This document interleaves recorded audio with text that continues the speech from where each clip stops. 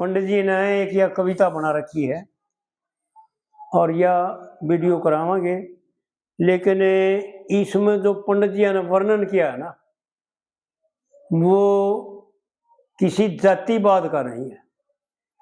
इसलिए कराते हैं इसको वीडियो कि भाइयों का यो भ्रम दूर हो जाए, ये जान लें कि जाति पर किसी पर आक्षेप नहीं है, क्योंकि इस पर जो है ना ब्राह्मणों पर आक्षेप होता है। हम आप भी पहले नहीं कहा थे भाई पंडित जी ने कह रखा था, लेकिन ऐसा नहीं है। ये चारों वर्णों के लिए उपदेश है, चाहे ब्राह्मण हो, चाहे क्षत्रिय हो, चाहे वैश्य हो और चाहे शूद्र हो। जिसने अपने परमात्मा के आदेश का उल्लंघन कर दिया, परमात्मा का ऐलान तोड़ दिया, परमात्मा के हुक्म की अवहेलना कर दी, वो चाहे किसी भी जगह हो, कितना ऊंचा हो, कितना विद्वान हो, कितना बलवान हो और कितना बुद्धिमान हो, कुछ भी हो, कितनी संपत्ति हो, वो जो है ना दुखों का और पापों का घर हो जाता है। आड़ पंडित जी इसको जो है ना वेदों को सार लेकर के वेदों की सार बताते। एक मिनट मैं ले लूं बाबूजी पहले। हाँ, इसमें बोलो। अब क्या है, ये विषय कई बार उठाया है हमने और आपने, और जैसा भी हमारी छोटी बुद्धि में जैसा हमारी भाई हमारी पहुंच थी वैसा वर्णन करने की कोशिश करी है। इस पर भी कई जो दर्शक श्रोता हैं वो आक्षेप लगावा है कि भाई आप लोग तो जो है ना अब भी कुल मिला के ब्राह्मणों का सारा लेकर उनका पक्ष करो हो, या इस प्रकार की बात है। तो वर्ण व्यवस्था के अनुसार जिसने जैसा कर्म करा वैसा ही उसका वर्ण हो गया, भले ही वो कोई भी हो। इस कविता में पंडित जी ने यह बात बताई, यही बात मैं मतलब सिंपल सी भाषा में जो आम उसमें समझ में आ जाए वो ये है कि जिसने जैसा कर्म कर रहा है, जब आज भी जैसा कर्म कर रहा है वैसा ही उसका वर्ण है, इससे भिन्न कुछ भी नहीं है। और अधिक जानकारी किसी ने चाहिए तो अपने गुरु के पास जाओ जी। जी। और एक बात और बताऊंगा भैया ने कि ये वर्ण मनु भगवान ने बनाए, और वो ऋषि को हो यानी सृष्टि का संचालक को हो या सृष्टि का रचनाहार को हो या सृष्टि का कार्यकर्ता को हो, भगवान के तुल्य। और भगवान ने जब यह सृष्टि उत्पन्न करी तो इन मनुष्यों में ये चार अपने पुत्र उत्पन्न किए। बड़ी विचित्र बात है विद्वानता की और विचार करने की। और भाई विचार करके देख, सोचे गहराई से, नफरत का त्याग करके, नफरत करने की चीज नहीं है, नफरत पाप का एक अनसहसा है। दूसरों से द्वेष करना महापाप है, दूसरों को नीच बताना महापाप है, दूसरों को छोटा मानना महामूर्खता ही है। सभी बराबर के हैं, सभी एक पिता के होते हुए भला ऊंचे नीचे कैसे हो सकते हैं? ठीक बात। ठगा कमजोर भाई ये तो सामान तो हो सकते हैं भाई, एक तो घना तगड़ा हो जाए और एक थोड़ा कम तगड़ा हो, और एक उससे भी कमजोर हो जाए, और एक उन तीनों तो कमजोर हो जाए। ये तो हो सकता है, शरीर की व्यवस्था तो हो सकती है, जबर हिड़ी हड़वी भार्या, लेकिन ऐसा कैसे हो सकता है कि एक पुत्र को नीच बना दिया और एक पुत्र को ब्राह्मण बना दिया और एक पुत्र को अक्षत्रिय बना दिया? ऐसा नहीं है। ये तो पिता अपने पुत्रों को काम बतावे जी। हम भी अपने विचार करें भाई, हर गृहस्थी एक पुत्र है उसको अपने एक ने बताओगा, और जिसका दो पुत्र है अपने दो ने बताओगा, और जिसका 6 पुत्र है अपने 6 ने बताओगा। वो भी उनकी क्षमता के अनुसार, और उनकी क्षमता के अनुसार। पढ़े लिखे ने तो पढ़े लिखे का काम बताओगा, बिल्कुल बिल्कुल बिल्कुल। और अनपढ़ ने भाई खेत का काम बताओगा। हाँ जी। और जो सियाना गणा है, चतुर है, उसने व्यापार का काम बताओगा। इसी प्रकार इस हमारी जाति भास्कर किताब में भी लिखा है, इसने भी यही साबित कर रखा है, और भागवत पुराण ने भी यही साबित कर रखा है कि सभी के सभी ब्राह्मण से उत्पन्न होकर या भगवान से उत्पन्न होकर के और सभी भगवान के बच्चे हैं। जी बिल्कुल। ये तो हमने जात तो हमने बना रखी, हाँ। जैसा जो कर्म करा था उसने वैसा ही लागे कर। कोई जात नहीं है भगवान के घर में। दो ही जात, एक पुल्लिंग एक स्त्रीलिंग, और दूसरी जात नहीं। इस मनुष्य शरीर में भी दो जात है और जितनी भी 184 योनियों में दो दो ही जात से तीसरी जात है। क्योंकि पूरी की पूरी रचना मैंने कई बार बताई है। भाई गौर करके देखें, विद्वानता से देखें, गहराई से देखें कि दो ते न्यारा तीसरा कुछ भी नहीं है। तो आड़ कह रहे थे कि हमारा किसी प्रकार से यानी एक पिता के पुत्र होने के नाते से हमारा एक दूसरे से नफरत करना या एक दूसरे को नुकसान पहुंचाना, किसी प्रकार से एक दूसरे की निंदा करना, ये हमारा किसी प्रकार से अधिकार नहीं है। इसलिए हमारे शास्त्रों में निंदा करना, दूसरे को कष्ट देना, पुण्य एक जग में नहीं दूजा, मन कर्म वचन पुण्य एक देखूं मुंह चलेगा बाल को बेटा ना।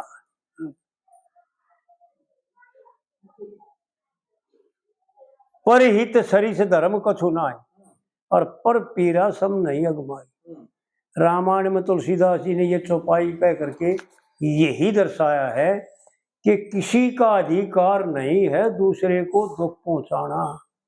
हो सके तो सबका अधिकार है, क्योंकि इस सृष्टि की रचना में हम एक दूसरे जीव के पूरक हैं, मददगीर हैं, उसको उसका हित करने के लिए पैदा हुए, ना कि उसको दुख पहुंचाने के लिए पैदा, ना कि उसको बाधा पहुंचाने के लिए पैदा।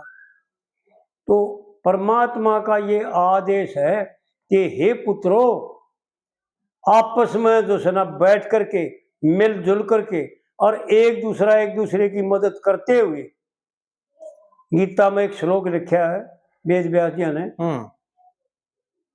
बोधयंत परस्परम कथंती च रमंती च। हे अर्जुन, आपस के में बैठ करके और मेरे को जानते हुए और जनाते हुए एक दूसरे को जो है ना बोध कराते हुए आपस में कल्याण को प्राप्त हो और अपने आप को सुखी बना लो। लेकिन वो बातें तो हमने छोड़ दी और हमने उन बातों को अपना लिया जो दूसरों से घृणा करना, दूसरों को दुख देना, दूसरों का माल हड़प कर लेना, दूसरों की स्त्री लड़की हो औरत हो उसको हड़प कर लेना। बिल्कुल। यानी बदनीत कर ली, सदनीत नहीं रखी। तो पंडित जी आड़े यूं बताना चाहते हैं, बड़ी विलक्षण बातें, बड़ी गहरी बातें समझ ले में भाई कि पंडित जी क्या दर्शाना चाहते हैं। किसी की निंदा नहीं करना चाहते, किसी को अपमानित करना किसी विद्वानों का काम नहीं है, क्योंकि किसी से भी किसी प्रकार से घृणा करना जीव मात्र का फर्ज नहीं है। उनसे भी नहीं करना जो राक्षस है, क्योंकि ऐसा हमारे विद्वान लोग और बड़े लोग ऐसा कहते हैं कि बुराई से नफरत करनी है, घृणा करनी है, बुरे से घृणा नहीं करनी।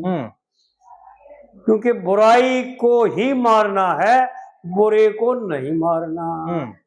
और हम क्या करते हैं कि बुरे को मारते हैं, बुराई को बढ़ावा देते हैं। मारनी बुराई है और उससे ये सीखना है कि इससे लोग जितने दुखी होते हैं, जितनों को कष्ट मिलता है, जितनों का मान अपमानित होता है, वो तू ना करे। सीखना तो है ये, और सीख लेते हैं उल्टा उसको, बुराई को तो बढ़ा देते हैं, क्योंकि बुरा किसी को मारना बुरा है। हमारे को क्या अधिकार दे रखा है, राम ने ठेका दे रखा है। हाँ बिल्कुल ठीक। मैं कहीं तो बुझ जागरू 5-7 आदमी इकट्ठे हो जाना, जब मेरा स्वभाव है कि मैं किसी की चर्चा नहीं करता, अरे मंदिर में भी मैं मशहूर हूँ इस बात में और हर जगह हर महफिल में हाँ मैं इस बात से मशहूर हूँ कि भाई मैं दूसरों का जिक्र नहीं करता। मैं जिक्र करूँ तो अपना करो, अपने दुख तो रोए भी ना जाते। हाँ सही बात है। मैं तेरा अपना दुख तेरा करो ले, तू अपना दुख मेरा करो ले। हमारा फर्ज है परमात्मा की अज्ञात है क्या कि तू मेरी मदद कर दे, मैं तेरी मदद कर दूं। मैं तेरे अपने दुख बता दे, तू अपने दुख बता दे। ठीक है। लेकिन ना हम बिरानी निंदा करते हैं और निंदा सबसे बड़ा पाप है। रामायण में एक चौपाई आती है जब भगवान उसको सबरी को 9 भक्ति का वर्णन करते हैं तुलसीदास जी, तो उसमें 8वीं भक्ति बताते हैं। अष्टम भक्ति अथा लाभ संतोषा और स्वप्न हु नहीं देख परदोषा। तो हमारा कोई अधिकार नहीं, ना तो किसी ने दे रखा, परमात्मा ने ठेका दे रखा, ना गवर्नमेंट ने ठेका दे रखा, ना भाई हमारे को तनख्वाह मिलती, ना इस काम की तनख्वाह मिलती हो, फिर भी अपने लोभ में करा भाई लालच बस। लेकिन खाम खा बेमतलब दूसरों से घृणा करना, दूसरों की निंदा करना महापाप है, महापातक है। बिल्कुल ऐसा नहीं करना चाहिए। तो आड़ पंडित जी यूं बता रहे हैं कि क्या करना चाहिए और कौन कौन क्या करके क्या से क्या करके क्या बन गए, ये पंडित जी दर्शाना चाहते। समझ ले वो भाई, ऊंच नीच कर्मों से होता, वेदों ने फरमाए और जन्म जात का जोर चले ना, कर्म ही बड़े बताए। और एक उदाहरण देते हैं फिर वाल्मीकि ऋषि का। वाल्मीकि ने करया कर्म भीला आड़ा, देखिए इसलिए भील को आ गया और शिक्षा लग गई सप्त ऋषिया की, जब कर्ण तपस्या लग गया। भीला आड़े कर्म छोड़ दिए, ब्रह्म ऋषि कहला गया। ऐसा है ना जी, ब्रह्म ऋषि कहला गया और ज्ञान विज्ञान शास्त्र पढ़ के देखिए खुद रामायण बना गया। यानी जिसने डाकू कहा करते थे, जिसने चोर कहा करते थे, जिसने मानसों के कत्ल करे और लोगों के लत्ते कपड़े खोसे, वो आदमी इतना, चाहे वो ब्राह्मण हो, चाहे क्षत्रिय हो, चाहे शूद्र हो, चाहे वैश्य हो, कोई भी हो जी जी, लेकिन चंडाल तो था ही। बिल्कुल उसको कहते चंडाल। और इतना माड़ा कर्म, इतना खोटा कर्म था। और फिर कर्म करके पहले तो उसने लोग चंडाल कहा करते, डाकू चोर कहा करते, लुटेरा कहा करते, और फिर उसी को जो सुना ब्रह्म ऋषि लाग गए।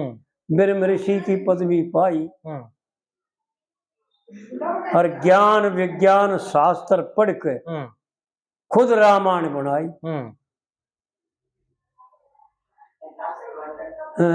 खुद रामायण सेवन पूजन भजन करया। भाई क्या करे, उसमें प्रश्न उत्तर है, क्योंकि प्रश्न उत्तर के बिना बात बनती नहीं। कई बात हमारे भी इसी रहे, जहाँ हम ते को कोई प्रश्न पूछता ना, प्रश्न करे बिना वो बात आवे ना, चल रही को है। तो सेवन पूजन भजन करया, नित ईश्वर के गुण गाए और जन्म जात का जोर चले ना, देखे कर्म ही बड़े बताए। तो आड़े यूं बताया कि एक ही आदमी जिसने पहले तो क्या कहा करते और बाद में क्या हो गया आगे की यानी सतयुग में त्रेता में आने वाले राजा दशरथ के पुत्र के विषय में लिख दी रामायण।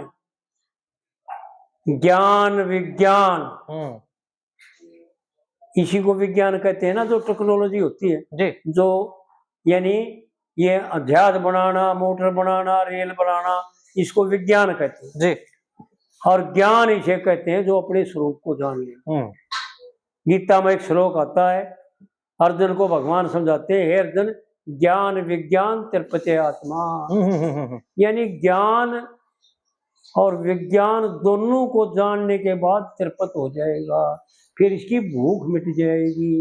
तो यह एक कली पंडित जी ने वाल्मीकि ऋषि पर बनाई जी, कि भाई पहले तो उसको चोर डाकू ठग कहते थे, लुटेरा कहते थे, और फिर उसी को ब्रह्म ऋषि की पदवी दी और आज तक उसकी रामायण विख्यात है, यानी कम से कम घड़ी नहीं तो जितनी मेरी जानकारी है यानी 50 रामायण के लेखक हुए, तुलसी के सहित, गोस्वामी के सहित। वो तो सारे बाद में आए ना जी, वैसे भी बाद में रामायण होली थी उसके बाद लिखी उन्होंने तो। हाँ, लेकिन वाल्मीकि जी ने तो पहले व्याख्यान कर लेकिन रखे थे। उसने पहले और आज भी इन 50-100 रामायण में एक सत्य वाल्मीकि रामायण को ही मानते हैं विद्वान लोग। ऐसा ही है।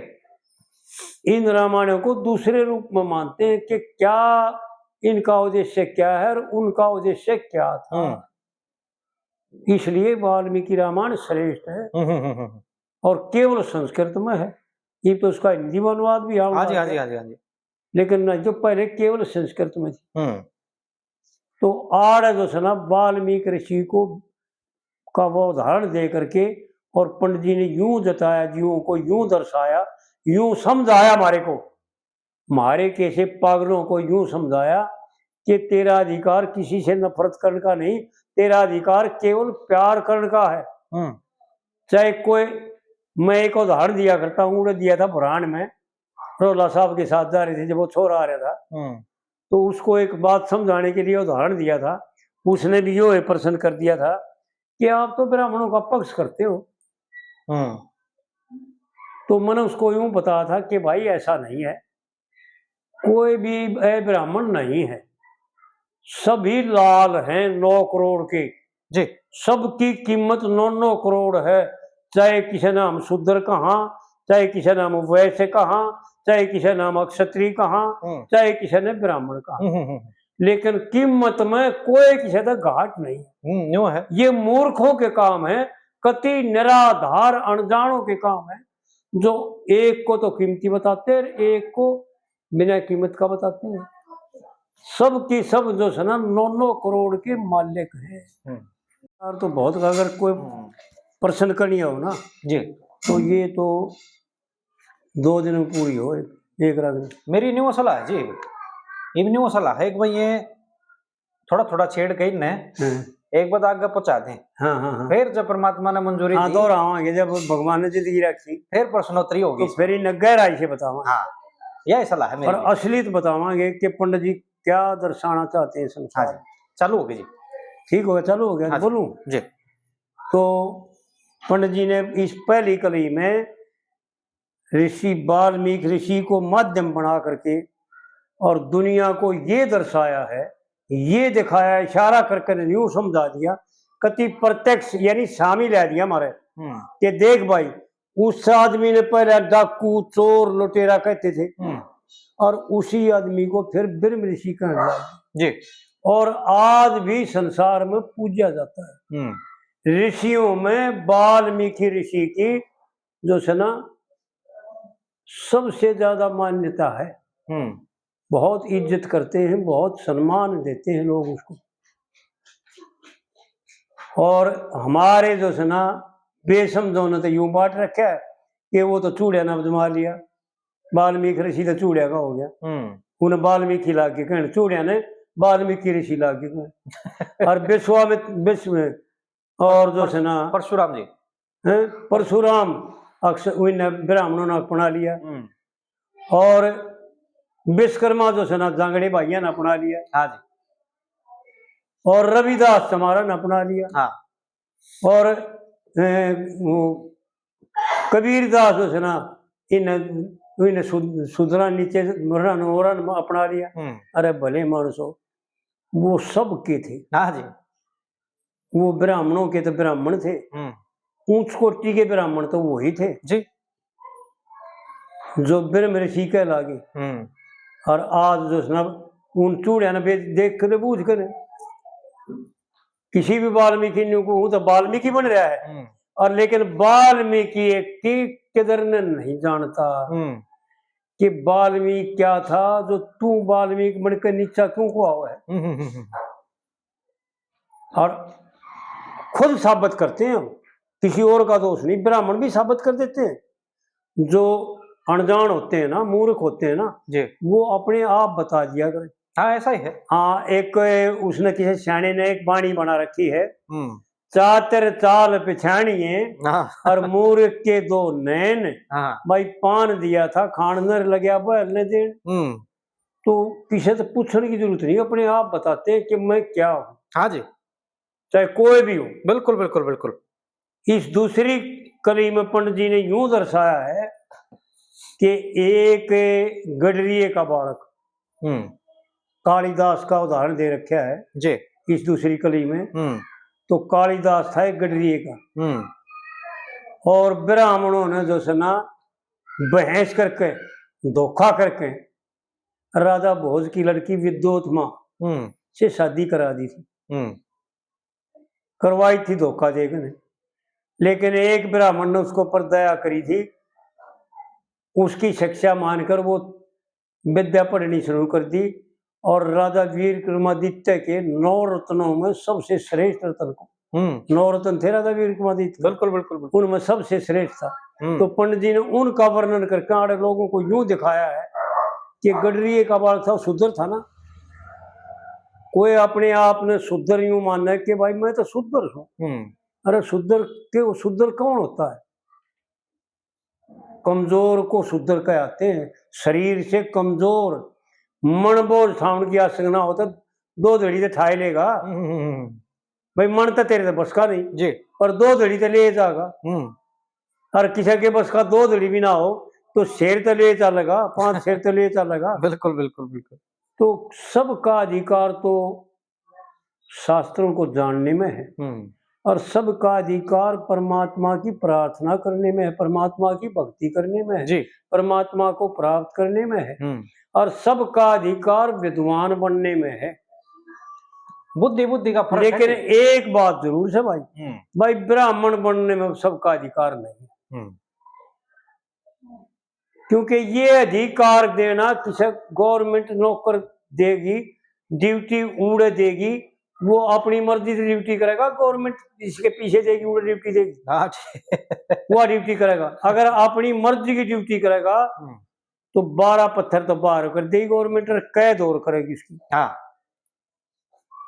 विचार करें, ये ज्ञान की बात है, समझन की बात है। उस परमपिता परमात्मा ने जिसकी जरा ड्यूटी लगा रखी है ना जी, वो ऊड़े मोक्ष है, ऊड़े पवित्र है, अपवित्र नहीं है। बिल्कुल ठीक। और ऊंचे तो ऊंचा है, कोई भी नीचा नहीं है। नीचे शब्द का भगवान के घर में प्रयोग नहीं है जी। और हमारे विद्वान ब्राह्मणों ने, हमारे विद्वान ऋषियों ने भी नीची बात का प्रयोग कहीं कराए नहीं। जो कविता करावांगे उसमें बतावांगे, उनमें ने लिख रखे भाई नीच कुल में पैदा हो गए चालेरा देखताना, ऐसा नहीं था।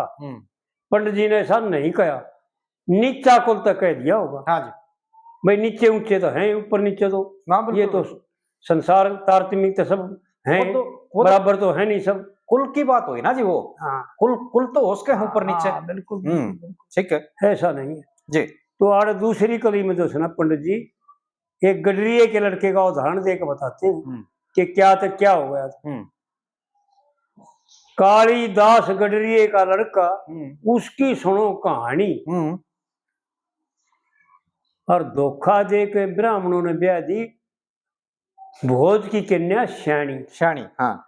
शिक्षा मानी विद्याधर की, जब विद्या पढ़नी ठाणी, और 4 वेद 6 शास्त्र के मां पंडित बन गया ज्ञानी। राजा वीर विक्रमादित्य के 9 रत्नों में सबसे श्रेष्ठ को आया। यूं विचार करें, दोनों साइड के विचार करें भाई, विद्वान भी विचार करें, क्योंकि नाम तो विद्वान धरा रहा है सूरजमल, लेकिन विद्वान ना जुत्ती भी शुद्धि ना कर सकता। असली तो ये है भाई, अपने आप में कितना चौड़ा हो रहा हूँ, कितना कुछ भी हो रहा हो, और लोग कुछ भी कहें। फोन बहुतों के आते हैं कि दादा आप मर जाओगे, दादा कह कने, और ब्राह्मणा के बालक दादा कह कने, कोई दादा अगर आप मर जाओगे तो ये बात कितना होगी।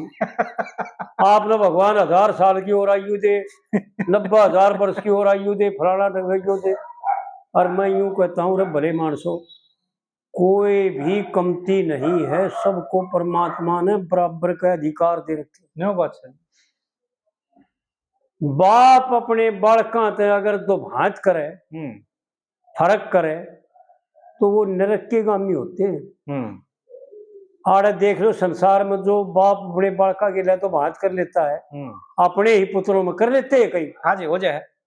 तो उसको लोग कितना थू थू करते हैं। बिल्कुल। और लोगों को आवत न्यू है कि भाई माँ बाप को पात्र नहीं होता, बेटा बेटी को पात्र हो जाएगा। तो ये विचार करें भाई, मनुष्य भगवान ने बुद्धि दे रखी है और जीव को स्मरण शक्ति दे रखी है।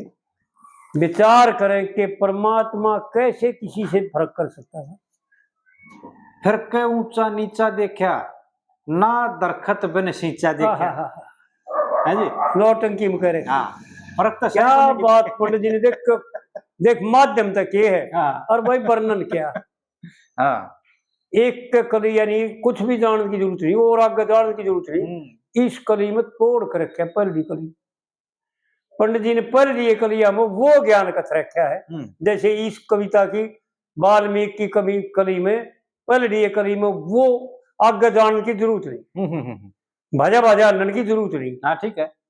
दो चार लेना मुझे समझ ले कि भाई मैंने क्या करना चाहिए। मेरी समझ में आ गया कि मैं क्या हूं और मैंने क्या करना है। बिल्कुल। तो इस प्रकार से जो है ना, इस नौटंकी की पलड़ी कली में देखा आड़ा आया तो था ठहरने खातर, भाई गजब करके जा रहे हैं। यानी समझ में नहीं आई मारी में। लोग यूं समझते गए भाई उड़ट उड़ट कर्नाटक शहर में गया ना, उड़े का था, उड़े का भाई आड़े बाग में ठहरने खातर है। बस बाग का बाग तो माध्यम जी। इस शरीर में यो जीव परमात्मा स्वरूप, परमात्मा का अंश, खुद स्वयं परमात्मा, इसमें आनंद लूटने खातिर, यानी ठहरने का मतलब आनंद लूटने खातिर, आराम करने खातिर, सुखी होने खातिर आड़े आया था ठहरने खातिर, और उस मानस मारनी बैरन खातिर। यानी जिसने इस जीव को बेचैन किया, हुआ मानस मारनी। और तो मानस मारनी जगत जननी कह ले या मानस मारनी कह ले, एक कहेगा, दोनों नहीं हो सकती। नहीं हो सकती। तो जगत जननी तो है या, लेकिन मानस मारनी नहीं हो सकती। मानस मारनी फिर कोई और है। उस मारन मारनी बैरन खातर एक हार बनया बड़े जोर का। और वो हार क्या है कि जीवन में कर्म ही हार है। पंडित जी ने बताउन में वह हमने तो उड़े बताई थी दूसरी बात, थोड़ा क्योंकि समय नहीं था, जो सोचता थे तो ये वीडियो करवा दें। इतना समय नहीं बोल, लेकिन असलियत में यो है कि हार जो बर्तन बताए ना, फूल बताए हैं, वो हार में कर्म ही है। कौन से फूल हैं और कौन से फूल हैं, कौन से काटे हैं और कौन से तरसूल हैं, यो अगर कहेंगे तो कदे सूत पड़े और टेम मिल जाए तो उसको खोल कर बताओगे कि भाई ये कर्म तो फूल हैं और ये कर्म तरसूल है, छूल है। चलो ये तो विषांतर हो गया जी, आड़े इस पे आ जाओ। तो उसमें बताया दूसरी कली में कालिदास, एक कालिदास गडरिये का लड़का, उसकी सुनो कहानी। और धोखा करके ब्राह्मणों ने ब्याह दी भोज की कन्या श्याणी। शिक्षा मानी विद्याधर की, जब पढ़नी विद्या ठाणी, और वेद शास्त्र उपनिषद पढ़ के पंडित बन गया ज्ञानी। राजा वीर विक्रमादित्य के 9 रत्नों में सबसे श्रेष्ठ को आया भाई, जन्मजात सबसे श्रेष्ठ को आए। और जन्मजात का जोर चले ना, कर्म ही बड़े बताए जी। तो दूसरी कली में कालिदास गडरिये के लड़के का उदाहरण देगा, नहीं शूद्र का उदाहरण। चलो यूं मान ले, ये इसलिए भी कह रहे हैं पंडित जी, ध्यान रखें, समझ ले वो भाई, कि भाई वो जो है ना वाल्मीकि तो न्यू मान ले भाई ब्राह्मण का था, और वो तो किसी कारण बस जो है ना भीला में दारण गया और भीला वाले कर्म सीख गया।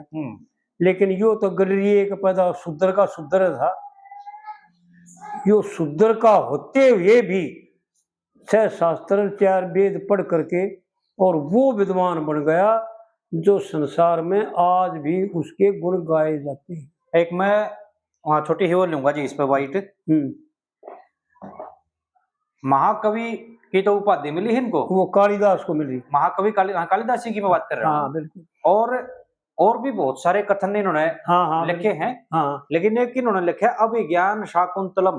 बिल्कुल बिल्कुल। दुष्यंत और शकुंतला की जो कहानी है, हाँ वो उसमें बिल्कुल बिल्कुल। जर्मनी के अंदर 15 साल हो गए उसके ऊपर रिसर्च चल रही है। बोल बोल 15 साल से बता उन उस कविता के ऊपर। हाँ जो कालिदास ने लिखी है। हाँ जी बिल्कुल 15 साल से रिसर्च चल रही है उसके ऊपर।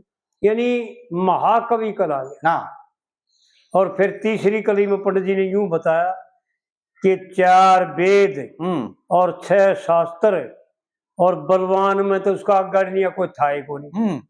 इतना बलवान और इतना विद्वान होते हुए कर्मों के कारण ये बता रहे हैं, ये समझा रहे हैं, किसी गाना नहीं गा रहे, हमारे को यूं दिखा रहे हैं, हमारे को आगाह कर रहे हैं, हमारे को चेतावनी दे रहे हैं कि चाहे कितना ही विद्वान हो, 4 वेद 6 शास्त्रों का ज्ञाता हो, अगर कर्म माड़े है ना तो ब्राह्मण नहीं नीच का होगा। ठीक है बात। और नीच के कर्म करेगा तो नीच, और वाक्य ही नीच था। और पंडित जी ने यूं दिखा दिया और फिर एक गजब कर गया और बात, यानी ऐसी बातें टेक के जा रहे है कि भाई किसी तो पूछने की जरूरत नहीं पड़ेगी। निर्णय आप पर करके जा रहे हैं। बहुत गजब की बात है। वशिष्ठ मुनि की माता ने दखे राम से टहल कराई और विश्वामित्र की जात बता दे जिन्हें मुनि की पदवी पाई, ऋषि की पदवी पाई, और ब्राह्मण होकर नीच को आ गया। रावण था अन्यायी और भगत भविष्ण को कहते हैं जो उसका छोटा भाई। यानी एक ही बाप के। और ये दिखा रहा जो मैं लोगों को जचाना चाहता हूं और लोगों को जचाना चाहता हूं और लोगों को समझाना चाहता हूं कि 2 नहीं एक के बाप के। हाँ चाहे कोई शूद्र है चाहे कोई ब्राह्मण है, धरते तो एक हैं, आड़ा आड़ के अलग अलग कर्मों के अनुसार अलग अलग बढ़ेंगे। जैसी जिसकी सोच जाकी रही भावना जैसी, और प्रभु मूर्ति ने देखी तैसी।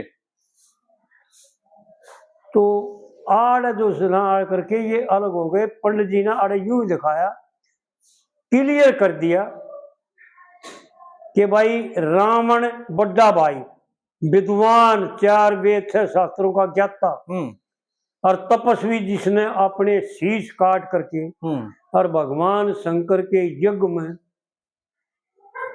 10 बार हवन कर दिए हूं और भगवान ने उसको वापस कर दिए हूं डबल करके। रावण का 10 शरीर भी इस भुजाएं नहीं थी, यानी बल दिया था इतना भगवान शंकर ने। इसलिए रावण को 10 के अंदर कहते हैं कि 10 बार अपने शीश काट करके और भगवान की आहुति दे दी, और भगवान ने वापस उसको जो है ना दूनी ताकत दे करके, डबल ताकत दे के, एक शर की बजाय 2 शरों की ताकत, बुद्धि दे करके, दिमाग दे करके, बल दे करके, और उसको वापस लगा दिया। इसलिए रावण को 10 शर और 20 भुजाएं कहते हैं, 10 के अंदर कहते हैं जी। और रावण का नाम भी पहले 10 के अंदर पड़ा था जी। यो तो रावण का जब नाम पड़ा था, पहले इसका राम नाम रखा था, जन्म लेते ही क्या था गधे की तरह, तो इसका नाम रखा था गधा। और रावण गधे का पुत्र रावण, इसलिए इन्हें गधे का बेटा भी कहे। और जब इसने हिमालय, फिर इसका नाम पड़ गया 10 के अंदर, यानी 10 शीश और 20 भुजाओं वाला कहने लगी इसमें जी। तप करने के बाद भगवान शिव की तपस्या करी, और फिर जब इसने भगवान शिव के कैलाश पर्वत को उठाया और उन्होंने इसके पैर के अंगूठे से हाथ दाब दिए, और जब ये रीक गया तो वापस इसका नाम रावण पड़ा। रीकने की वजह से रावण लाग गया, फिर इसका नाम रावण पड़ा। पुराना नाम पर रावजया, वो 10 के अंदर खत्म हो गया जी।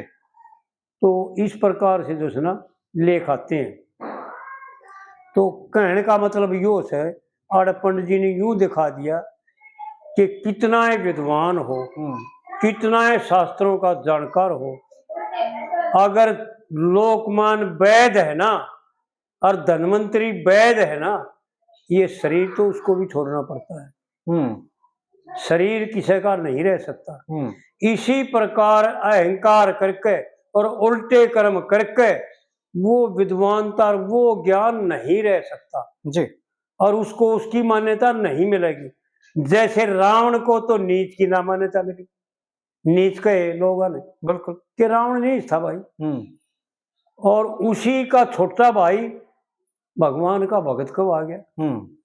आड़ पंडित जी ने उदाहरण, दोनों का उदाहरण देकर, दोनों का मुकाबला दिखा करके, और भविष्य को तो क्या दिखा दिया और रावण को क्या दिखा दिया। बिल्कुल ठीक है, यानी ये क्लियर कर दिया कि कर्म ही से इतना भेद हो गया एक बाप के बेटा में, और रावण का भविष्य का जानकारी में और बलवानता में और ईश्वरीय में कोई मुकाबला नहीं। क्योंकि रावण तो तीनों लोगों का मालिक था जी, और भविष्य एक भाई का यानी युवराज था, यूं लाले कोई प्रॉपर्टी नहीं थी उधर, और जब उन्हें काट दिया तो लकड़ना पड़ा। यानी लकड़न का अर्थ भी ये था कि यूं दिखा दिया लोगों को कि भविष्य के पास कुछ नहीं था, केवल भगवान की भक्ति। और उस परमपिता परमात्मा ने उसी के भाई को तो बाणों से मारा, रांध करके, अग्नि बाणों से तरपा तरपा के थे,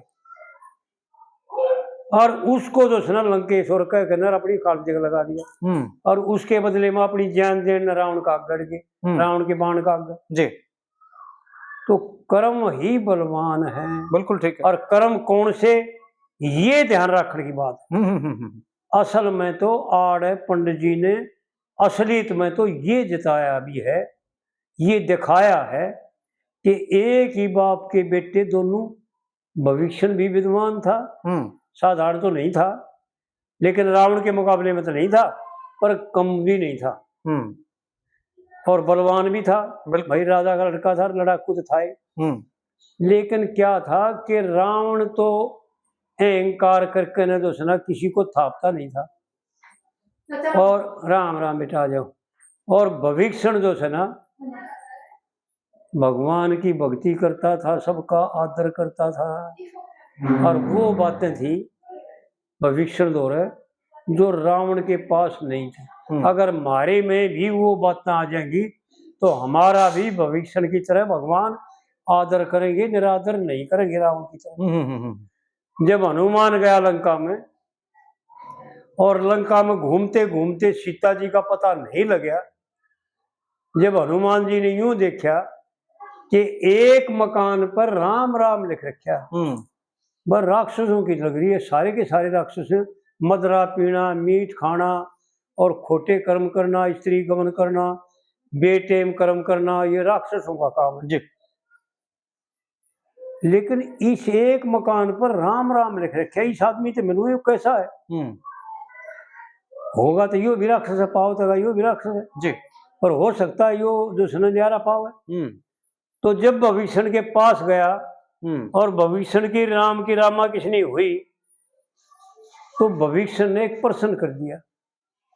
जब हनुमान ने यूं बताया, पहचान आमने सामने हुए और परिचय हुआ एक दूसरे का, तो हनुमान ने बताया भाई मैं राम का दूत हूँ और सीता माता का पता लगाने आया हूँ।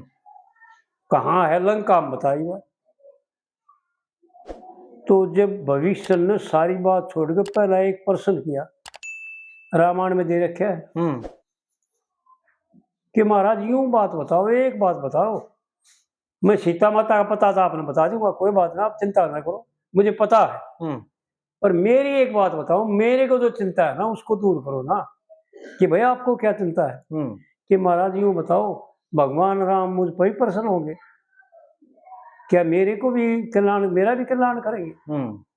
तो हनुमान ने अजमावस खान खातिर, उसको देखने खातिर उसके बुद्धि को, हनुमान ने उल्टे में जवाब में कहा कि भाई तू राक्षस जाति में तो जन्म तेरा, और राक्षस वाले कर्म करे तू, कि महाराज ये तो है, क्या करूंगा, मजबूरी है मेरी। फिर तेरे भगवान का कोई काम किया, कोई कार्य किया भगवान का? अगर ना महाराज कोई कार्य नहीं किया मैंने, मेरा ऐसा मौका ही ना मिला मैंने को भगवान के कार्य करो, क्या कार्य करूंगा बताओ? तो फिर मेरे तेरा खिलाड़ कैसे करेंगे, भगवान तेरे को प्यार कैसे करेंगे? तो वो उत्तर देता भविष्य ना महाराज यह जची नहीं, यह बात मेरे जची नहीं। कि हनुमान बोले क्यों, क्या मैंने सत्य कह दिया? अगर नहीं महाराज आप असत्य तो नहीं कहते, लेकिन मेरे जची नहीं। बोला क्या बात है, क्यों नहीं जची तुरे? तो वो भविष्य ने चौपाई लिखी गोस्वामी जी ने,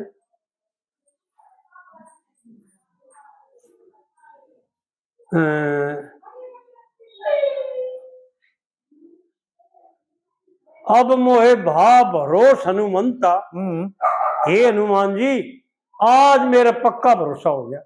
यानी आज तक तो मैं इस बात से अनभिज्ञ था और मेरा संशय था कि भाई परमात्मा राक्षस जाति में जन्म और राक्षसा में रहना और भाई राक्षसी काम करने, कि मेरा परमात्मा तना अपनाओगा कि ना अपनाओगा, अपने चरणों में लेगा कि ना लेगा।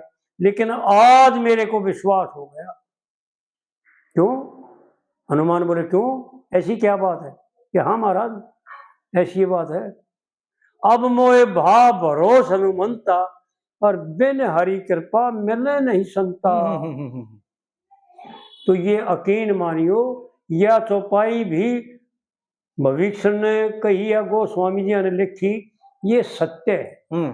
जब परमपिता परमात्मा की कृपा होती है, जब विद्वान लोगों का, ऋषि लोगों का, महान पुरुषों का संग मिलता है, और जब परमात्मा की उल्टी नजर हो जाती है, मुंह फेर लेते हैं, तो उल्टे लोगों से संबंध जुड़ जाता है और उनका संग मिल जाता है, और संग से जो है ना नरक में जाता है। हे रामायण में तो एक चौपाई गजब की दे रखी है भरत ने। भरत कहे अपनी मात के कही थे, जब भरत आओ अपने मामा के थे, और जब के कही नहीं बताओ भाई मन ने राम को बड़ में भेज दिया और तेरे लिए राज मांग दिया। तो ऊड़ एक चौपाई कहे, बारू बारू बास नरक करूता था, और दुष्ट संग नहीं देहु विधाता। हे परमात्मा मेरे को बार बार नरक में भेज दे, मुझे मंजूर है, उड़े तो मैं लेकर आऊंगा, वो पाप कटने के बाद मैं आ जाऊंगा और कदे न कदे शुभ कर्म कर लूंगा जी। लेकिन कुसंग मिल गया तो मेरा भला नहीं होगा। तो आड़ जो है ना भविष्य ने और हनुमान ने ये प्रसंग दिखाया है, पंडित जी ने ये प्रसंग दिखाया है कि अच्छे पुरुषों का संग मिलने का क्या प्रभाव होता है, और अच्छे पुरुष क्या होते हैं, उनकी संसार में कितनी कीमत होती है, और उनकी संसार में कितनी कीमत होती है। सुग्रीव को तो जो है भविष्य को तो भगत कहते हैं जी, और सब जो है नमस्कार करते हैं और सब सम्मान करते हैं और सब पूजा करते हैं। आज भी, बिल्कुल आज भी त्रेता में थे, आज कुलयुग में भी, और रावण को आज भी लोग जलाते हैं और निरादर करते हैं और नफरत करते हैं और नीच बताते हैं। तो ये कर्म का ही खेल है। पंडित जी ने इस तीसरी कड़ी में यूं जताया कि कर्म ही बलवान है जी, बिल्कुल। ब्राह्मण होकर नीच को आ गया, रावण था अन्यायी, और भगत भविष्य को कहते हैं जो उसका छोटा भाई। हाँ जी क्या बात। और फिर यूं बताते हैं पंडित जी ने, भाई गजब करके जा रहे हैं। वह बात यह दिवाई कि कहाँ था राम और कहाँ वह चूड़े की छोरी मिलनी सबरी, चूड़े की थी, वाल्मीकि थी वह। झूठे बेर भिलनी के श्री रामचंद्र ने खाए, भाई जन्म जात का जोर चले ना कर्म ही बड़े बताए। यानी उन्होंने ये दिखा रखा है, और पंडित जी ने इसलिए उसका उदाहरण दिया कि वो लोग यूं जान लें कि भगवान के घर में कोई छोटा बड़ा नहीं है, नहीं है, बिल्कुल कोई ठीक। नीच ऊंच नहीं है, हम्म, कोई भंगी कोई ब्राह्मण नहीं है, हम्म, सब उसके अपने बालक है और सबसे बराबर प्यार करता है। हम्म, लेकिन वो एक हमारे भगत जी कहा थे, इस बात को बड़ी गजब की कहा थे और इसी रागनी का खुलासा किया करते हो हम्म, और जब यह बात कहा करते आड़ कि भाई कुलथना बालक जो हो ना, वो सिर मार के माँ की चुच्ची पका कर माँ का दर्द गौर कर दे, दूध पीना दूर रहे। हाँ ठीक बात। तो वो कुलथने बालका की आड़ बता करते इसमें दिया करते उदाहरण कि हम सब कुलथने परमात्मा को दुखी और कर देते हैं, उसका दुख कर देते हैं, उसका दूध पीना यानी रस पीना, अपना कल्याण करना, सुखी होना तो दूध पीने का मतलब आनंदमय होना, सुखी होना तो दूर की बात रही, और दुखी होकर के और आग में जल जाते हैं और अगन में की तरफ सरक जाते। ऐसी बातें बता करते वो लगा करते थे भाई, एक रागनी को 2 दिन में पूरी किया करते। हाँ बात तो नहीं हुआ है जी। क्योंकि ये विद्वान थे सारे के सारे, पांचों के पांचों, ये एक एक लहर एक एक अक्षर की बात पूछ जाती, यो अक्षर आड़ क्यों है, यो अक्षर क्यों है। और जो हरकिशन पंडित जी थे ना, वो गेलिया जो है ना उपनिषद लेके जा करते, कदे कोई सा उपनिषद कदे कोई सा उपनिषद, तो उन मेन्यू खोल के दिखाते, देख भाई फलाने पेज पर फलाने उस सपे पर यो लिख रखा है, ये आड़े की बात से ठीक को भाई, ठीक कहें भगत जी, आड़ नहीं हुई भाई। हाँ साथ के साथ पड़ताल भी हो जाती है उसकी, यानी पुष्टि करा करते साथ की। उनमें एक खासियत थी कि वो जबानी बात ना नहीं मान्या करते, यूं कहते जी मैं कहूँ ना भाई एक बात, या तो अक्षर छूटेगा या मिल जाएगा, हाँ है जी, तो वो न्यू कहते भाई कहने की बात नहीं, देख लेने भी लिख रखा, और यो मेरा भगवान का लिखा है, ऋषियों का लिखा हुआ है, कोई मारा अपना लिखा है थोड़ा ही। ठीक बात। जो संसार के हुए ना जिन्होंने सब संसार को अपने पुत्र मान्या, उनका लिखा हुआ है, उनके द्वारा भी जो है ना ये विख्यात किया गया। तो यूं थी बात, उनका जब वो लेख उजागर कर दिया करते जी। तो आड़ पंडित जी ने यो उजागर किया, फिर चौथी कली जो है ना, हाँ जी, बड़ी विलक्षण ढंग से जो है ना बनाई। कह लक्ष्मी चंद जिसे कर्म करेगा वैसा ही फल पाना, और सैन भगत और सदना कसाई भाई जिन्हें ईश्वर का गुण गाना, और नीचे कुल में उत्पन्न होगे चाल्या ना धगता ना, आड़ तो इन्हें तो नीच लिख रखा है, लेकिन आड़ नीचा होगा, हम अपनी तरफ से कहा, क्योंकि विद्वान लोग उपशब्द का प्रयोग नहीं करते। हाँ जी, और ये उपशब्द है, ग्रंथों में कितने है ही नहीं ये चीज, नहीं पावेगा नहीं, बिल्कुल ठीक है। नीचे कुलों में उत्पन्न होगे चाल्याना धगताना, और रविदास और कबीर दास को भाई जाने सभी जमाना, और करनी करके पार उतर गए थे दोनों वर्ण, वो क्या कहा थे इसमें जात जुलाई लिख रखा है। हाँ ये तो गलत है, जो कि प्रमाणिकता के आधार पर बैठता ही नहीं, क्योंकि ना ना हाँ और ऐसे यानी निम्न छोटे वर्ण कह लो या नवीन वर्ण कह लो, हाँ निम्न वर्ण थे दोनों नवीन वर्ण के, ऐसा है, क्योंकि ऐसा नहीं रखा, वो थे भी नहीं, अलग अलग थे। हाँ बिल्कुल, और कर्म भी अलग अलग थे उनके। हाँ जी हाँ जी, कर्मात भी थे अलग अलग, और वैसे जाति जन्म से भी अलग अलग थे। हाँ जी हाँ जी, दोनों बात। तो इस प्रकार से जो है ना पंडित जी ने इस कविता में यूं बताया है कि भाई कर्म करके ब्राह्मण तो कर्म करके तड़े पड़ सकता है, 100 हाथ तड़े चला जाएगा, चाहे कोई मुल्क मालिक कोई को ना, क्योंकि परमात्मा मालिक तो एक है।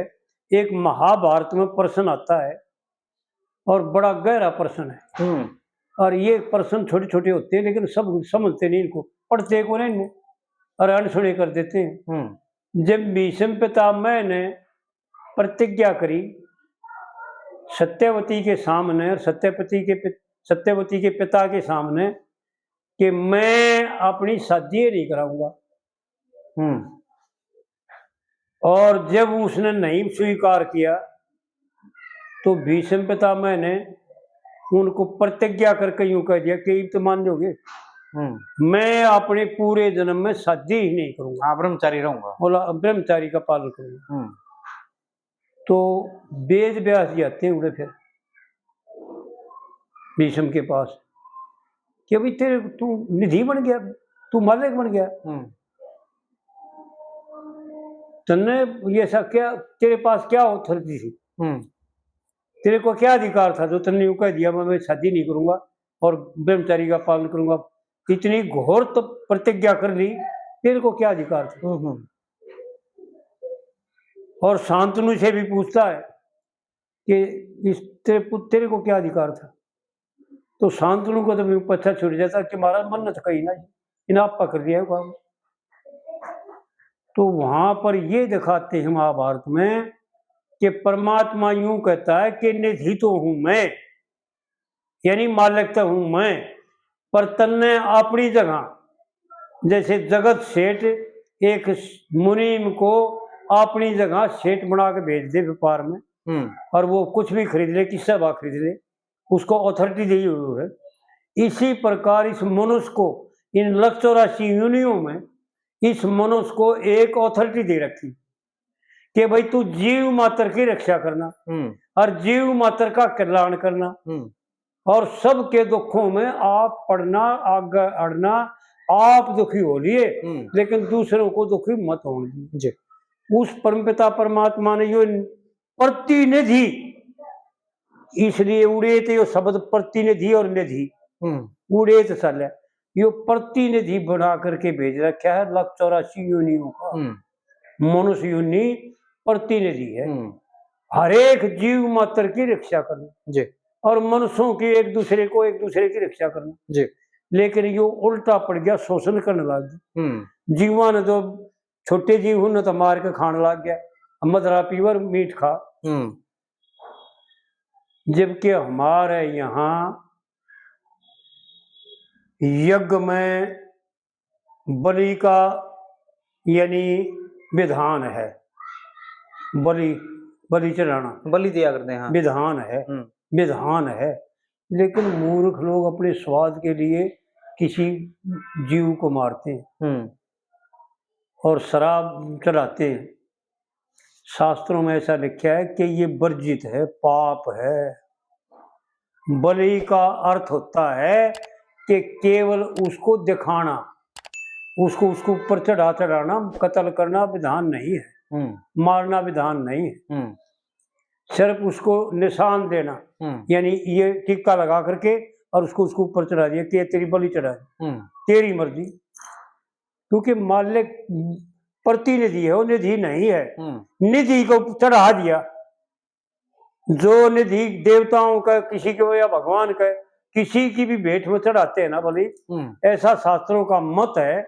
और बार बार लिखते हैं कि किसी भी यज्ञ में बलि का विधान नहीं है जी, सिर्फ उसको जो है ना, उसको चढ़ाने का विधान है, उसका हाथ लाने का निशान लाने का विधान, मारने का विधान नहीं है। तो इस प्रकार से फिर इतना जो शास्त्रों में दे रखा है, तो यूं बताओ फिर दूसरे से नफरत करना और दूसरे को घृणा करना और दूसरे को अहित करना और दूसरे का मार लूटना, तो कहाँ कहीं लिखा ही नहीं, ना है नहीं, और इसका अधिकार नहीं। बिल्कुल बिल्कुल। तो इस प्रकार से जो है ना समझे भाई, और इस मार्ग को, पंडित जी की इस बात को बार बार समझ करके और कर्मों में जो है ना, शुभ कर्मों में, शास्त्र भी हित कर्मों में लगे, ये हमारा सब भाइयों से प्रार्थना है जी। लो जी।